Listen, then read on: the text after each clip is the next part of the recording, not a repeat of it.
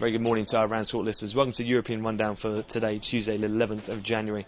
Just gone through 10:30 now here in London. And after the market closed in the US yesterday, did have Alcoa report, who kickstart US earnings season. Although they beat on the EPS, revenues were slightly disappointing, but the company did say that in terms of aluminium growth for this year, they see at 12%, albeit though the numbers coming in slightly shy of some of the whisper numbers, and as such they traded down around 1% in extended trade.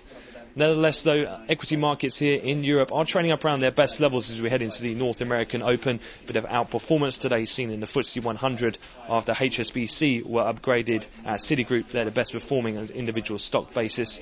Elsewhere as well, we've just had a press conference from the Portuguese PM, who's looked to alleviate any near-term fears on the country, saying they would not go for a bailout, and also confirmed that in terms of their budget deficit of 2010 was actually below the target in which they were going for, so a little bit better than expected.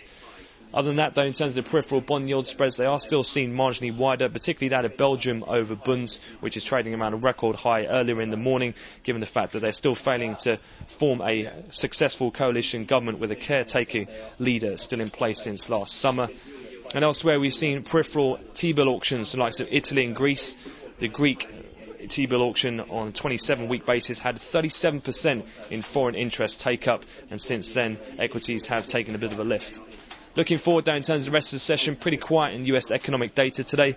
But in terms of Canadian numbers, we'll have housing starts. We'll have the weekly ICSC and Red Book numbers from the US, IBD tips and wholesale inventories, as well as the API all inventory numbers later on in the session. And then in terms of fixed income, we'll have outright Treasury coupon purchase of July 2016 to December 2017 for $7 to $9 billion. And then from the US Treasury, we'll have the first of the week's issuance in the form of $32 billion in a 3-year note.